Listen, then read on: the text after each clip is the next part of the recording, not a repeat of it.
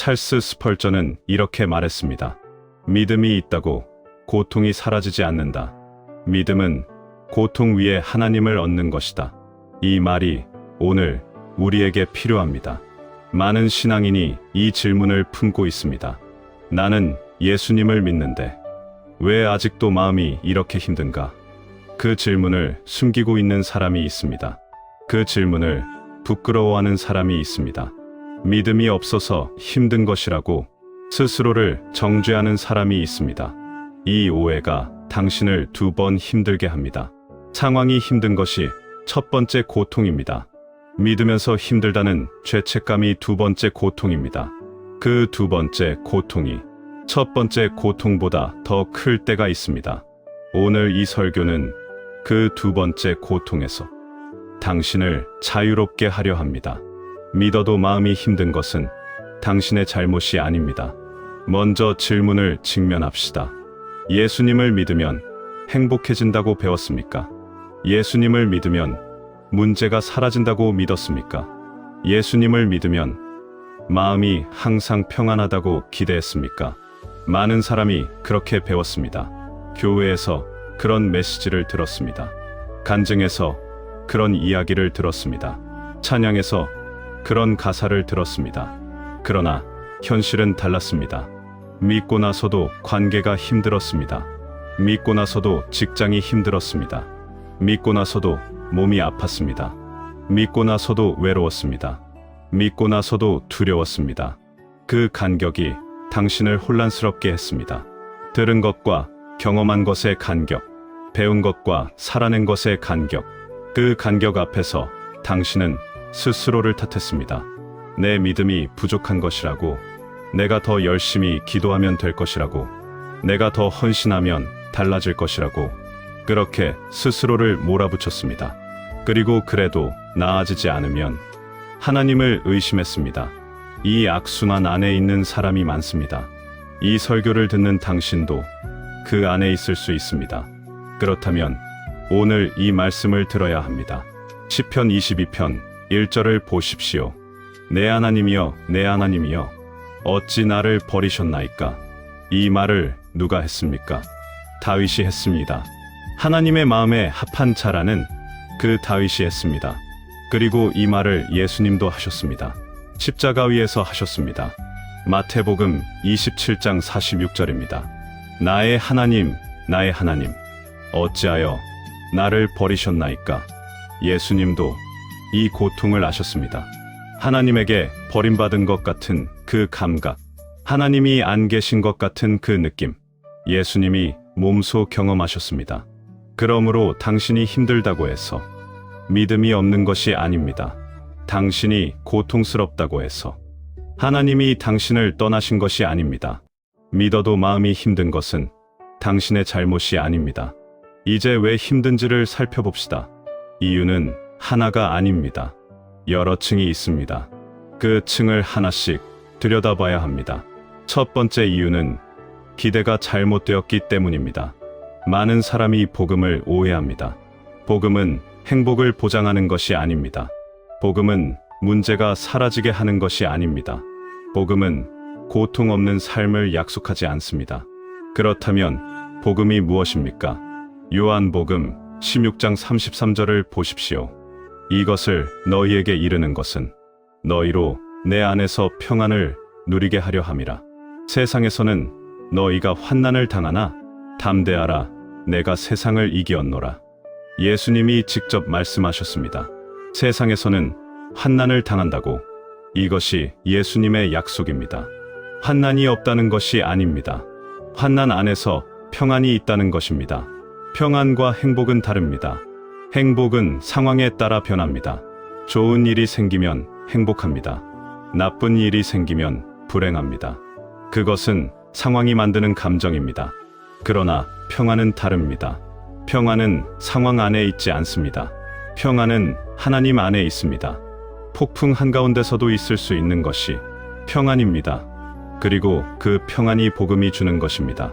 팀 켈러는 이렇게 말했습니다. 복음은 좋은 상황을 만드는 것이 아니라 어떤 상황에서도 흔들리지 않는 토대를 주는 것이다. 당신이 힘든 것은 상황 때문입니다. 그러나 상황이 바뀌기를 기다리면 평생 기다려야 할 수 있습니다. 평안은 상황이 좋아질 때 오는 것이 아닙니다. 평안은 지금 이 상황 안에서 하나님을 붙잡을 때 옵니다. 기대를 바꾸어야 합니다. 복음은 고통을 없애주는 것이 아닙니다. 복음은 고통 안에서 나를 붙드는 것입니다.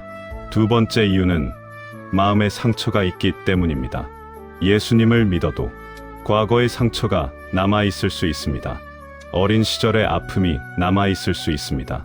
누군가에게 받은 상처가 남아있을 수 있습니다. 스스로에게 받은 상처가 남아있을 수 있습니다. 믿음은 그 상처를 순식간에 지우지 않습니다. 그것이 믿음의 실패가 아닙니다. 그것이 인간의 현실입니다. 시편 34편 18절을 보십시오. 여호와는 마음이 상한 자를 가까이 하시고 중심에 통회하는 자를 구원하시는도다. 주목하십시오. 마음이 상한 자를 가까이 하신다고 합니다. 마음이 강한 자가 아닙니다. 마음이 완전한 자가 아닙니다. 마음이 상한 자입니다. 당신의 상처가 하나님을 멀게 하지 않습니다. 오히려 하나님이 가까이 오십니다. 마음이 상한 바로 그 자리에 하나님이 계십니다. 문제는 상황이 아니라 당신의 마음입니다. 이 말이 오해되지 않도록 설명합니다. 당신을 정죄하는 말이 아닙니다. 당신의 상황을 무시하는 말이 아닙니다. 이 말의 의미는 이것입니다. 외부의 상황이 당신을 힘들게 합니다. 그러나 그 상황보다 상황을 바라보는 당신의 마음이 더 큰 고통을 만들 때가 있습니다. 거절당했을 때의 그 상황 자체보다 나는 사랑받을 자격이 없다는 그 마음이 더 아픕니다. 실패했을 때의 그 상황 자체보다 나는 결국 안 된다는 그 마음이 더 오래 갑니다. 하나님은 그 마음을 치유하기 원하십니다. 상황을 먼저 바꾸시기 전에 마음을 먼저 만지셔야 합니다. 어거스틴은 이렇게 말했습니다. 하나님은 우리의 환경을 고치시기 전에 우리의 마음을 고치신다. 그 순서를 받아들이는 것이 신앙의 성숙입니다. 세 번째 이유는 고통에도 목적이 있기 때문입니다. 이것이 가장 받아들이기 어려운 진실입니다.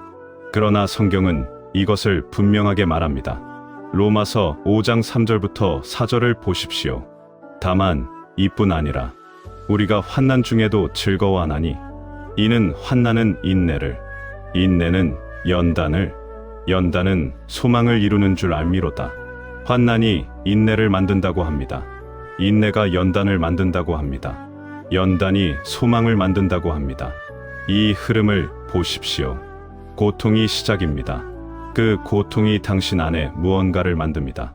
그리고 그 마지막이 소망입니다. 고통 없이 소망이 없습니다. 연단 없이 깊이가 없습니다. 환난 없이 인내가 없습니다. 당신이 지금 겪고 있는 그 힘든 시간이 하나님의 손에 있다면 그것은 낭비가 아닙니다. 그것은 작업 중입니다. 하나님이 당신 안에서 작업 중입니다. 당신이 느끼지 못하는 사이 당신 안에 무언가가 만들어지고 있습니다. C.S. 루이스는 이렇게 말했습니다. 하나님은 고통을 통해 우리가 들을 수 없는 방식으로 말씀하신다.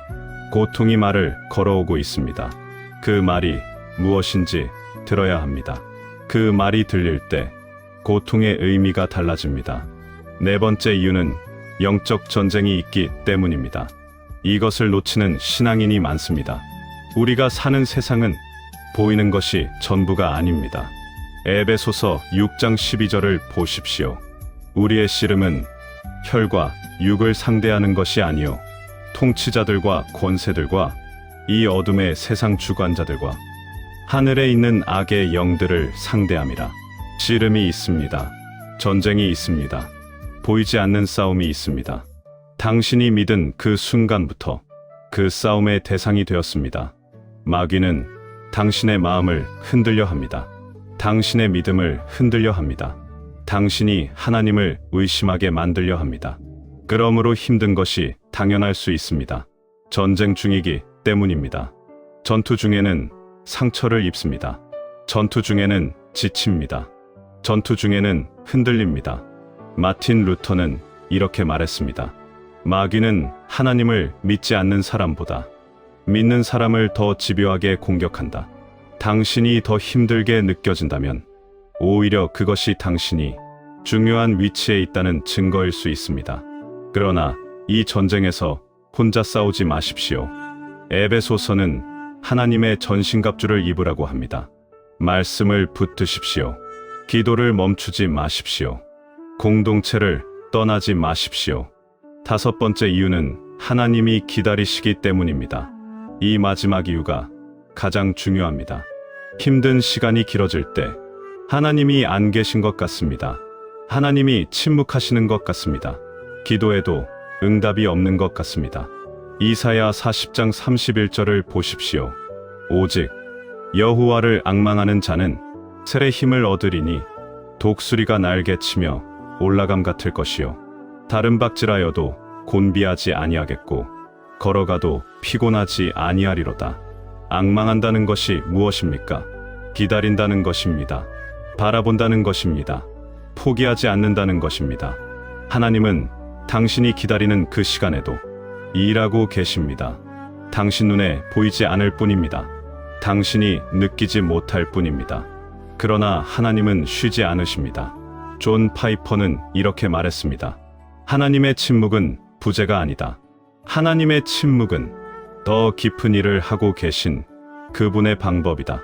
침묵이 두렵습니까? 그 침묵 안에 하나님이 계십니다. 어둠이 깊습니까? 그 어둠 안에 하나님이 계십니다. 끝이 없어 보입니까?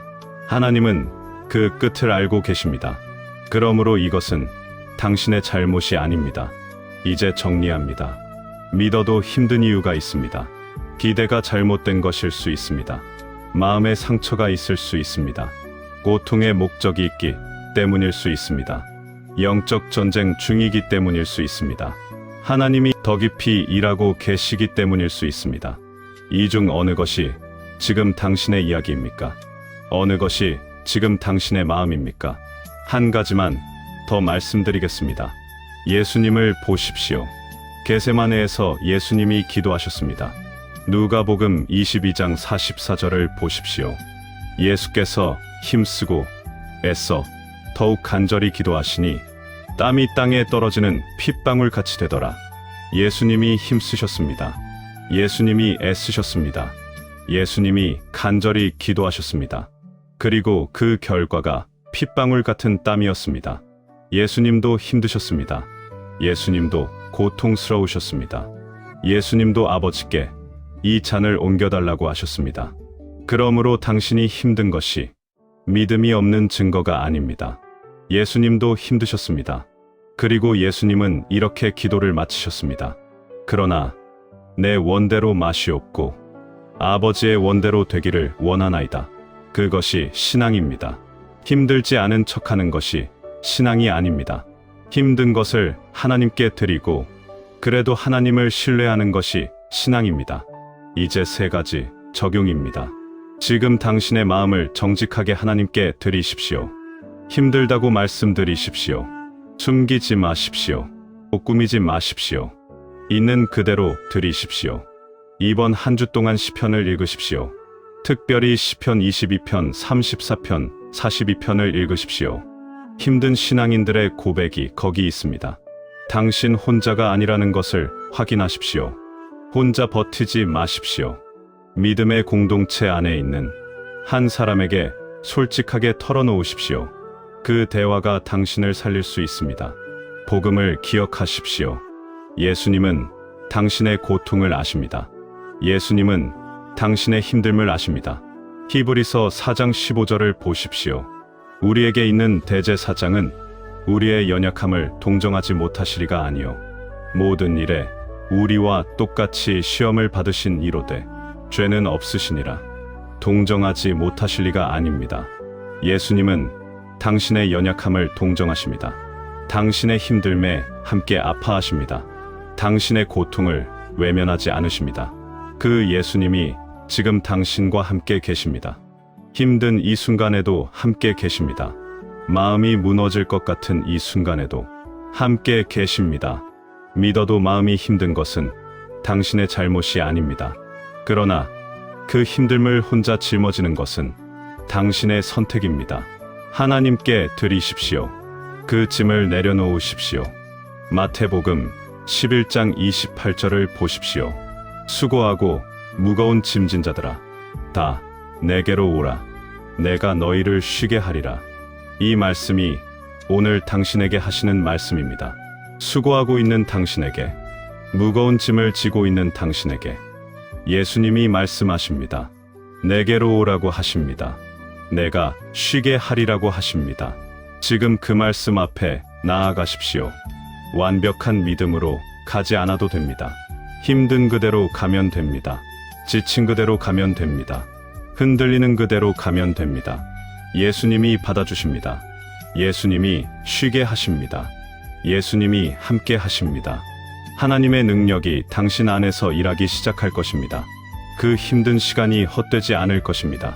그 고통이 당신 안의 깊이를 만들 것입니다. 그 연약함이 하나님의 강함을 드러낼 것입니다. 오늘 이 복음이 당신의 마음에 닿았다면 이 말씀을 가까운 사람에게 나누어 주십시오. 그리고 댓글에 당신의 마음을 고백하십시오. 이 한 문장이 당신의 믿음을 굳게 세울 것입니다. 말씀 안에서 함께 걸어가기를 원하신다면 구독으로 동행하십시오. 하나님의 능력이 당신의 삶 위에 충만하기를 축복합니다.